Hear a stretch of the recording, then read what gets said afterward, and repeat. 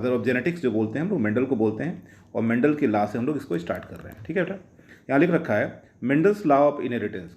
Mendel's का ऐसा कौन सा नियम है, क्या क्या मेंडल ने बताया इनहेरिटेंस के संबंध में, यानी जो लक्षण है बेटा वो एक पीढ़ी से दूसरी पीढ़ी में ट्रांसफ़र होते हैं, मूव करते हैं, जाते हैं, इसके बारे में मेंडल का क्या राय था। और लगभग 140 साल बाद भी हम इस चीज़ को बैठ करके यहाँ पर पढ़ रहे हैं मेंडल के बारे में। ठीक है, हम लोग बात कर रहे हैं inheritance can be defined as a process of how child receive genetic information from the parent. याद रखो बेटा, इनहेरिटेंस क्या है? इनहेरिटेंस एक ऐसा प्रक्रम है, एक ऐसी व्यवस्था है जिसके द्वारा, ठीक है, इसको हम बता सकते हैं, जिसके द्वारा चाइल्ड जो है, जो बच्चा है, वो रिसीव करता है, क्या रिसीव करता है? जेनेटिक इन्फॉर्मेशन रिसीव करता है बेटा।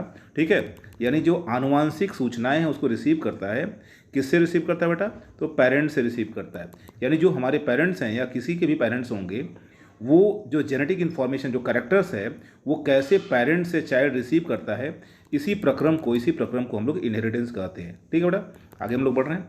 The whole process of heredity is dependent upon inheritance and it is the reason that offspring are similar to the parents. याद रखो बेटा, ये पूरा का पूरा प्रक्रिया जो है, जो पूरा the whole process of heredity, जो आनुवंशिकता का पूरा का जो प्रक्रिया है, वो डिपेंड करता है बेटा, निर्भर होता है किसके ऊपर? तो इनहेरिटेंस के ऊपर, वंशिकी के ऊपर, अनुवंशिकी के ऊपर। क्यों ऐसा होता है? क्योंकि जो भी ऑफस्प्रिंग होते हैं, जो भी बच्चे होते हैं, वो सिमिलर होते हैं। किसके सिमिलर होते हैं बेटा? अपने पेरेंट्स के सिमिलर होते हैं। यानी मनुष्य का बच्चा मनुष्य की तरह दिखता है, घोड़े बकरी भेड़ के बच्चे जो होते हैं उनके पेरेंट्स की तरह दिखते हैं। This simply means that due to inheritance, इसका कारण ये है, इसका कारण साधारणतः ये है, the members of same family possess similar characteristic.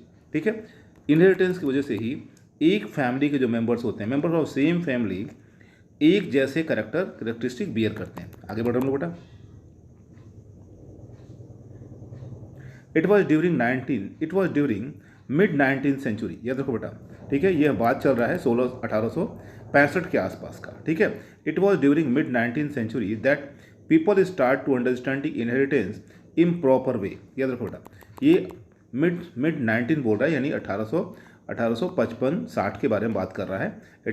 1850-1860 के बारे में बात कर रहा है। तो मेंडल ने तो 1860 के आसपास, 1865 के आसपास अपना जो भी कुछ भी रिसर्च किए थे उसको पब्लिश करा दिए थे। ठीक है बेटा, that people start understand inheritance in proper way. This understanding of inheritance, ये जो अंडरस्टैंडिंग था इनहेरिटेंस का, was made possible by scientist नहीं थे वो, एक फादर थे, प्रिस्ट थे। ठीक है, यहाँ साइंटिस्ट बोल दिए, चलो ठीक है। Scientist name Gregor John Mendel who formulated certain law. याद रखो बेटा, यहाँ फिर बात कर रहा है ग्रेगर जहाँ मेंडल ने एनालिसिस किया था बेटा, लॉ नहीं प्रपोज किया था, इनके लॉ को बाद के साइंटिस्टों ने प्रपोज किया था। ठीक, किसने? कार्ल कोलिंस ने, ह्यूगो डेविस ने और शेरमार्क ने। Certain law to understand inheritance, know the Mendel's law of inheritance. ठीक है, जिसे हम लोग आज मेंडल्स लॉ ऑफ इनहेरिटेंस कहते हैं। इसकी अलग कहानी है, किसी और वीडियो में उसको बता देंगे आपको। ठीक है बेटा, हम लोग आगे पढ़ रहे हैं मेंडल्स लॉ ऑफ इनहेरिटेंस। याद रखो बेटा, मेंडल्स लॉ ऑफ इनहेरिटेंस क्या है? बिटवीन 1856 टू 1863, याद रखो बेटा, 1856 से 1863 तक Mendel conducted the hybridization experiment. Mendel कर क्या रहे थे बेटा इस सन के दरमियान? ठीक है, मेंडल रिसर्च कर रहे थे 7 सालों तक लगभग मेंडल एक्सपेरिमेंट कर रहे थे। कौन सा एक्सपेरिमेंट? तो हाइब्रिडाइजेशन एक्सपेरिमेंट। हाइब्रिडाइजेशन क्या है? यानी ये मटर का पौधा चूज किए थे।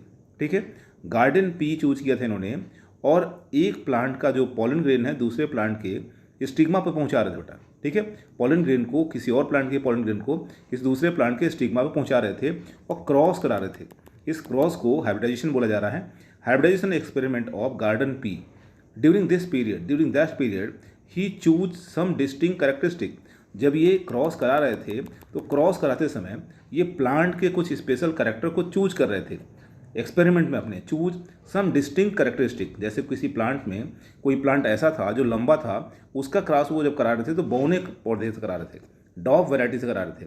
Of these and conducted some cross pollination, artificially pollination on pea lines that show stable traits inheritance that underwent continuous self pollination. Such pea lines are called true breeding in pure pea lines. याद रखो बेटा, जब ये experiment कराने की कोशिश कर रहे थे तो एक्सपेरिमेंट के लिए जो मदर प्लांट ले रहे थे, एक्सपेरिमेंट में जो मदर प्लांट ले रहे थे उसको ट्रू ब्रीडिंग या प्योर लाइन बोला जा रहा है।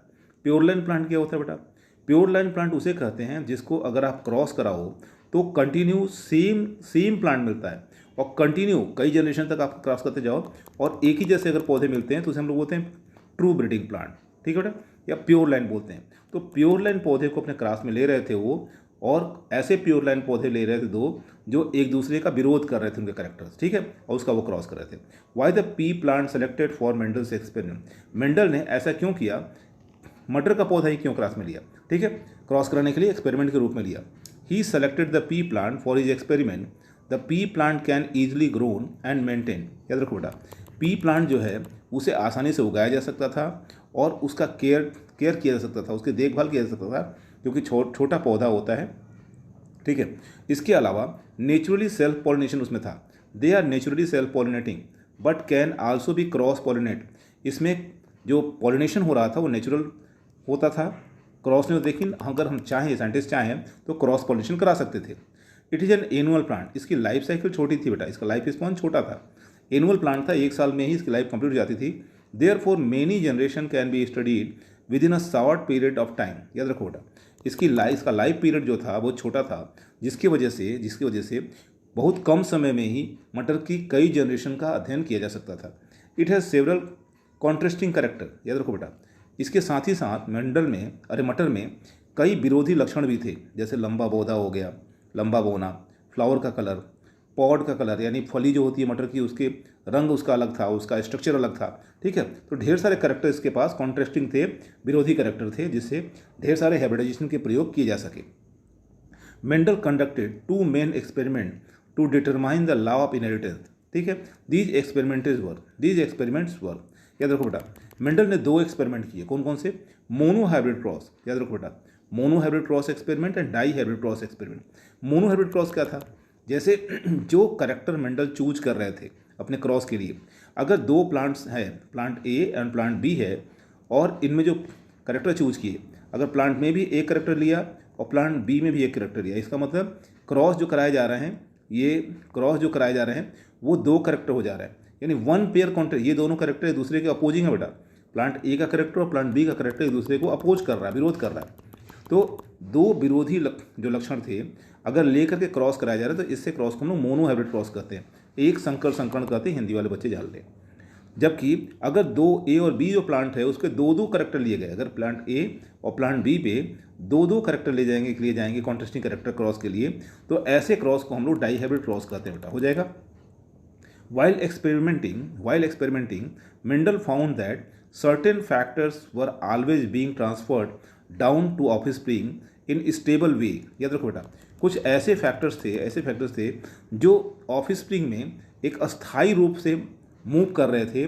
मेंडल अपने एक्सपेरिमेंट के दौरान ये समझ गए कि कुछ ऐसी चीज़ें हैं जो स्टेबल तौर पे पेरेंट्स से जो ऑफस्प्रिंग में उसमें मूव करती है।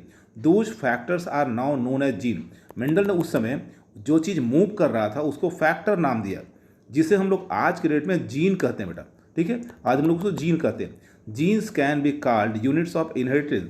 आज के डेट में जीन्स को इनहेरिटेंस का यूनिट कहा जाता है, इकाई कहा जाता है, ठीक है बेटा। आगे बढ़ रहे हैं, मेंडल्स एक्सपेरिमेंट, ठीक है, मेंडल्स एक्सपेरिमेंट, इसके बाद का वीडियो हम नेक्स्ट में डालने वाले हैं, उसको देखिएगा आप लोग ध्यान से।